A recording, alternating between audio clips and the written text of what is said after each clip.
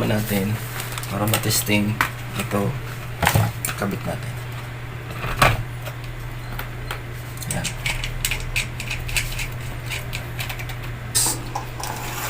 Oh, malakas. Kaya lang sumasayad.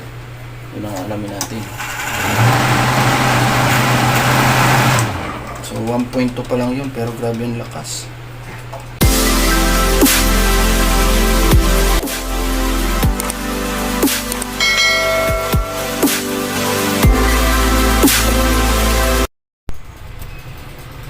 So hello mga idol, welcome back dito sa ating channel ng Life Goes On, no?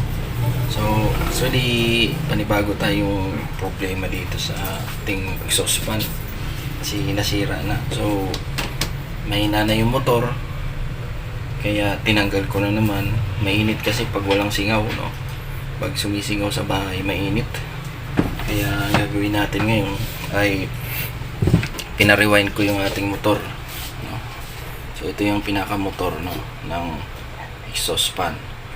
So yung mga gusto magpa-rewind ng motor diyan sa may bandang Canoreco, makikita nyo diyan yung AC motor rewinding shop, no.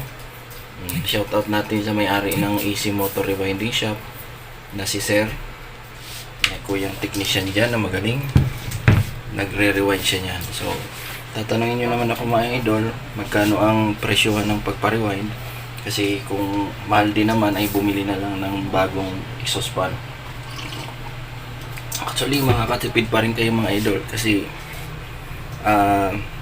ang presyohan ng rewind ay 400, dati 300 lang eh. So ngayon 400 na siya, no? 400 na. So nagtaas ng 100. Mahal na kasi yung tanso, no, na ginagamit nila pan rewind. So ayan mga idol, naikabit na. So pinakabit ko na rin kay brother yung yung bossing tsaka yung shafting screw, no. So ang kakabit na lang natin diyan yung wirings, no, 3. Mapansin nyo ilan yung wire niyan, 3, no, 3 siya. So susubukan natin itong ayusin mamaya. So ayan, no? So subukan natin. So actually ang ganitong exhaust fan, wala itong switching kasi exhaust ito eh, isa lang ang ikot nito, di mo siya pwedeng palakasin, isa lang. So tara mga idol, samahan nyo ako, gawin na natin. So ayan nga mga idol, no, ayan nga, ito ang ating pan, no. Wala na siya sa sa kanyang kahon kasi nga dinis-assembly natin. Nandito yung capacitor, nagpalit na ako ng capacitor kasi akala ko nasa capacitor ang problema, kaya lang hindi pa rin umandar. So ayan yung makina, motor. Siguro balik natin tong 1.2 UF, tapos yung dati ngayon ay 1.5 UF. So halos kasi lakas lang yan, no. So tara mga idol, gawin na natin. So una natin gagawin ito, no. So ito ground lang, ito ground, no. 3 ang kanyang tawag dito, kanyang paa. So ibig sabihin ang dalawa nito sa motor, tsaka yung isang yung main line, no. So yung main line, so live, yung tinatawag na live. So dito sa section na ito, hanapin natin yung live dito. Gamitan natin siya ng tester. Gamitan natin yan ng tester. Hanapin natin yung live. Testerin muna natin tong makina. Papalitan muna natin, no? So ayan. So ang mangyayari dito, hanapin muna natin ang linya. Ituturo muna natin ang linya nito bago tayo dyan magkapa sa kabila, no? Tuturo natin yan.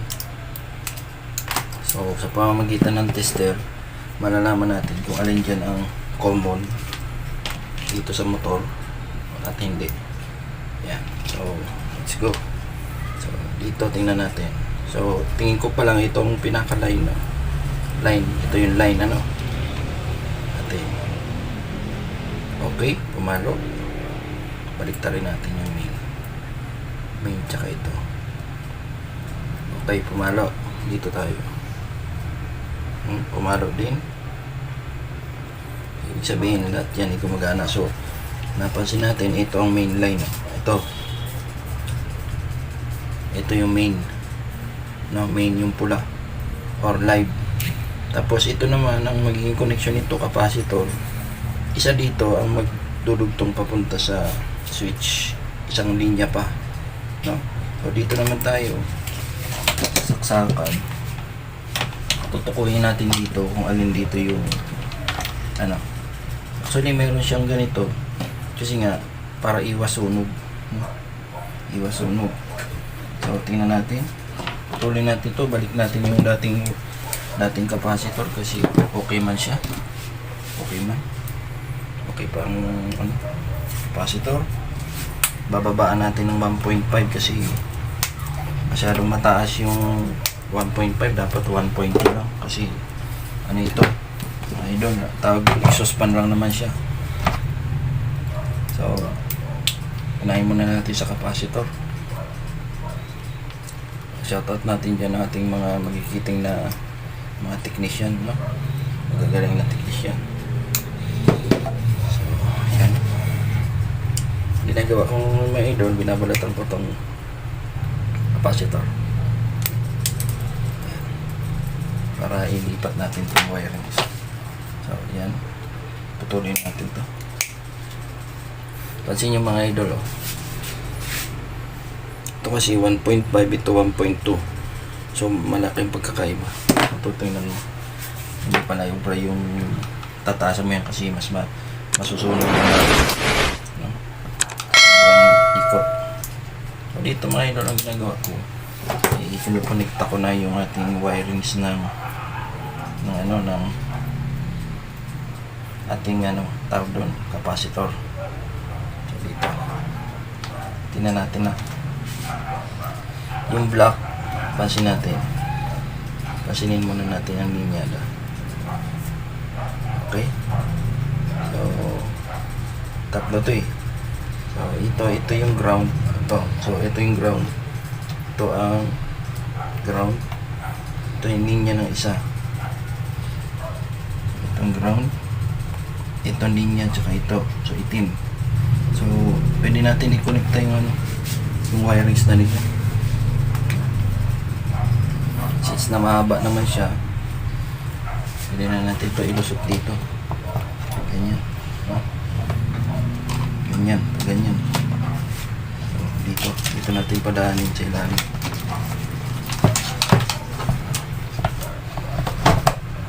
Ganyan. So, fix na natin to. Fix muna natin. Hanapin natin mga tornilyo.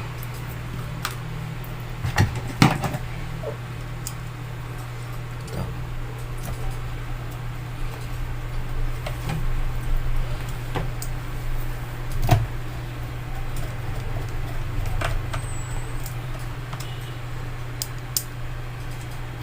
So ito, kinakabit ko na yung ground, ano? Yan ang ground. Tapos ito, ilang linya. So dito mga idol, inuumang ko pa lang or kinakabit ko pa lang itong linyada ng ating motor na ipaikot dito, no? So kabit na lang natin itong pinaka ito yung pin ng babaw, yung babagsak nung ilis eh. Tandaan natin ang body. Okay, yan. Next, parang sumasabit.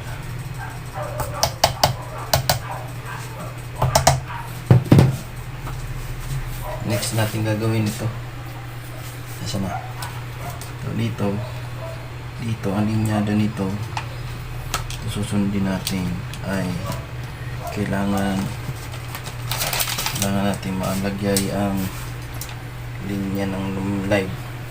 So ibig sabihin yung linyang live, ito yung blue dumiretso siya sa kulay blue din. So ito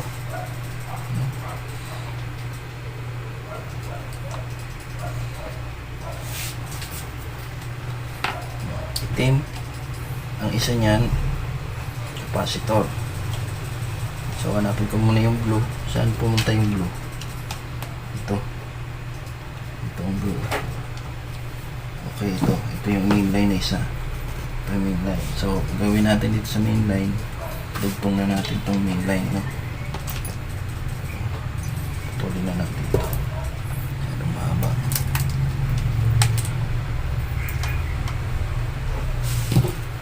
So mainit kasi, mainit ang singaw, kaya dapat meron talaga tayong suspan dito. Main line blue. So ito yun. So since na mahaba naman ang wiring nito, bakit gamitan pa natin ito? Hindi na. Putulin na natin to. Ito. Ayan ang mamasok pa nito yan. Bali grounding lang naman itong isa nito. So, hindi pa nga siya. Lipat natin ang ground doon sa kabila. Mahaba naman dito. Kasi parang ano eh, mixi ang wiring. Lipat natin. Doon natin kabit sa kabila. Ito. Pares din naman yan. Ground din naman ang babagsakan yan. Isa rin yan. Isa lang yung babagsakan ground.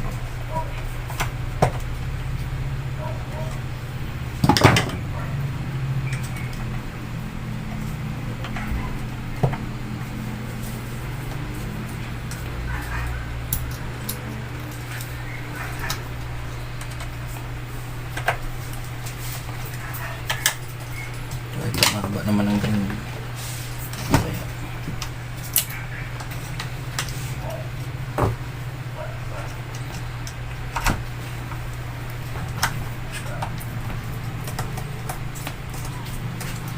ito na yung pagkabit at may bit pa dito sa ground. Yan. Okay. Yan. Ground yan, ground. Kinakabit ko ngayon ground. Next, since na mahaba na siya, putulin na natin yan. Dito na natin yung lusok. So natira na lang yung ground. Ito naman ang ating lulusok na lang dito. Yan, no?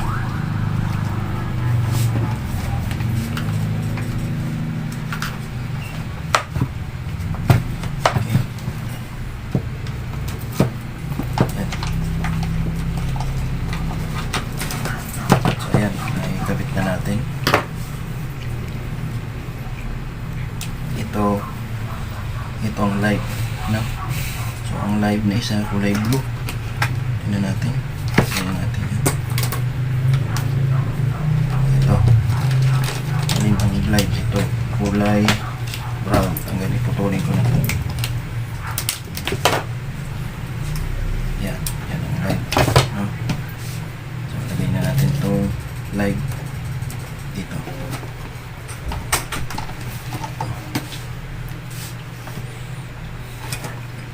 Ano yung kusang nagbukas ay nagsara? No? Ayan. Dito ginagawa ko mga idol, hihinangin natin to. Kape muna tayo. Hinangin natin, hinangin.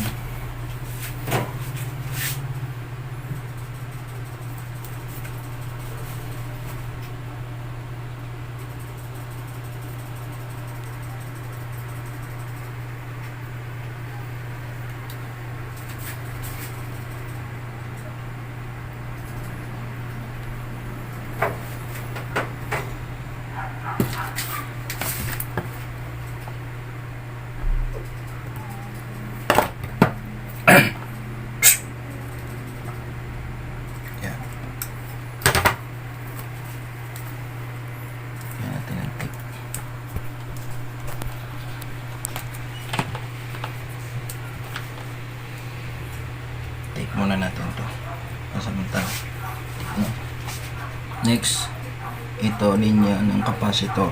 Linya ng capacitor. So, ibig sabihin, tig-isa silang capacitor. Kabilaan.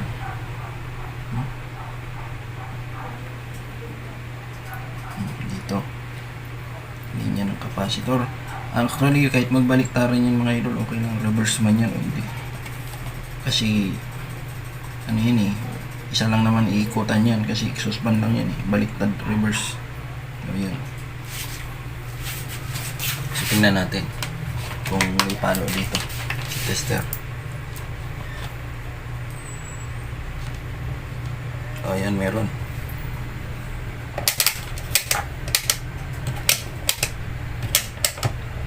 Okay. O, diba? May resistance. Resistance. Okay, may resistance.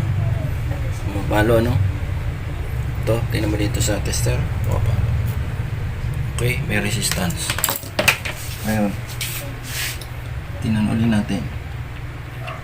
Blue. Blue yung isa, no? Blue.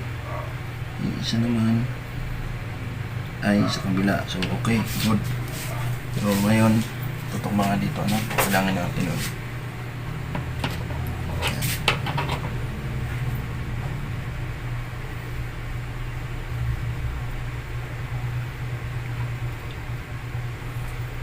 Kailangan natin.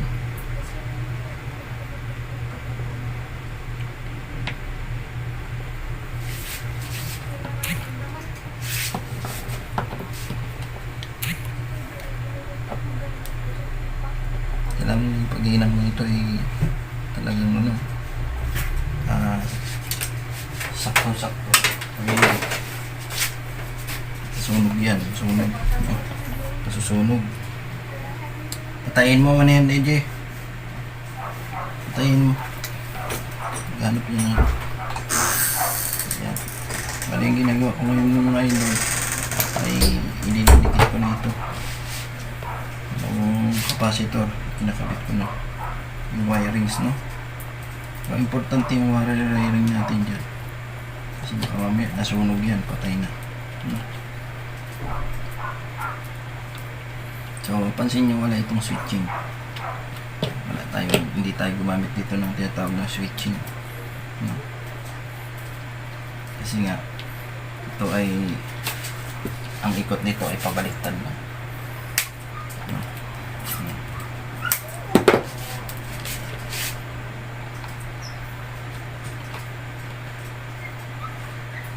Main line. Okay? Main line.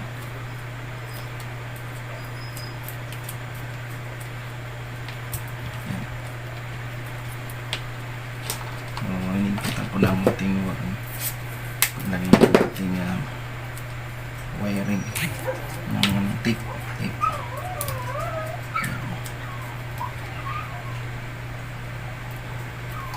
Krisya sabihan mo nga si EJ ilayo yung aso at maingay pinapatay ko baka para cellphone lang yung bata. Ayan. Layo mo.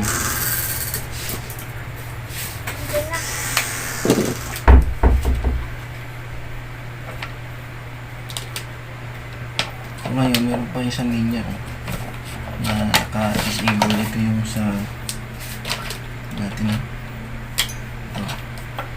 Putulin na natin ito kasi hindi naman kailangan. Okay.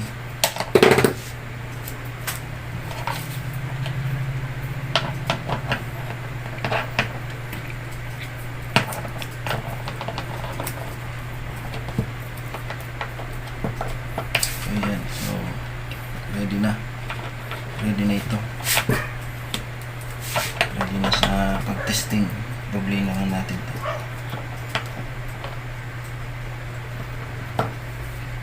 Ngayon lagyan natin ng mga dikit. So, magdirekitan to dyan sa lubay. Kailangan na sigurado tayo.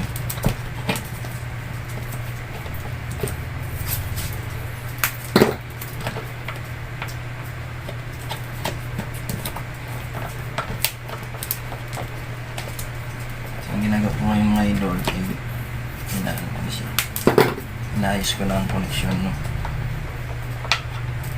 Yan.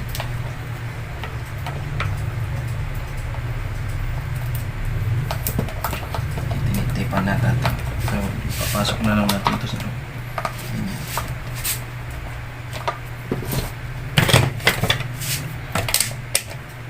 So, tester naman na natin yan. I-adjust ko na ito man. Wirings naman. Adjust natin.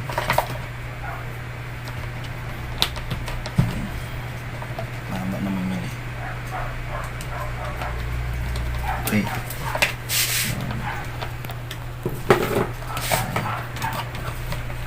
Dito mga idol, ang ginagawa ko ay napasok ko na sa loob yung capacitor kasi ano na natin yan, isasara. So yan, sure naman na yan, gagawin na natin.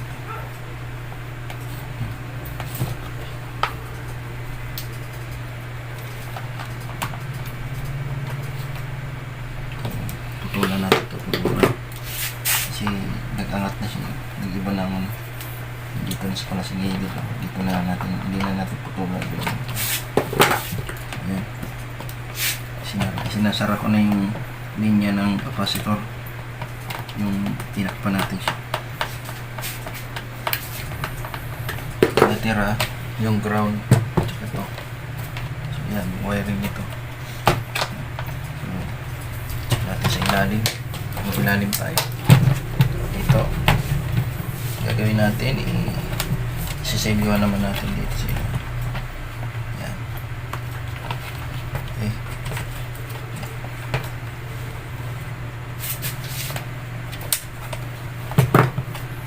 Ganyan.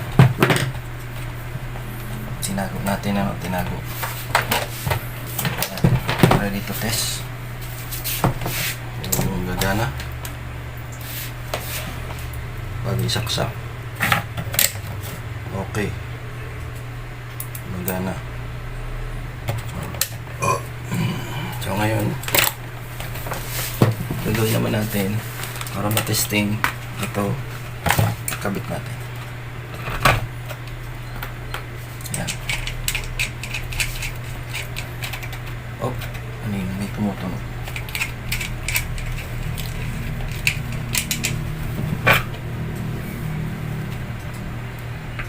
Tapos masayad.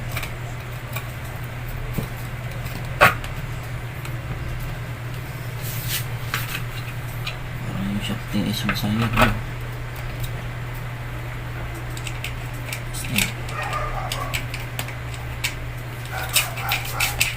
So mamaya natin kabit ito, ha.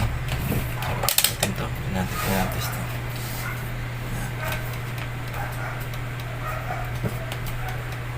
Okay. So let's testing dito.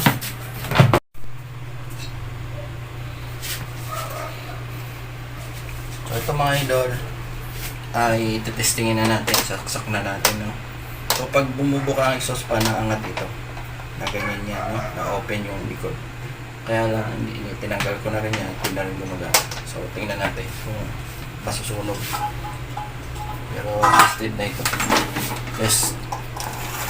Oh, malakas, kaya lang sumasayat. Yun ang alamin natin.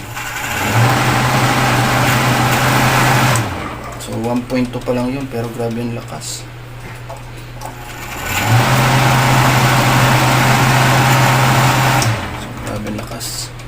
So ayan mga idol, ayos na yung ating exhaust fan. Salamat sa inyong panonood. Sana nakatulong ako kung paano yung simpleng pag-testing at paggawa ng exhaust fan. Thank you and God bless you all. Bye bye.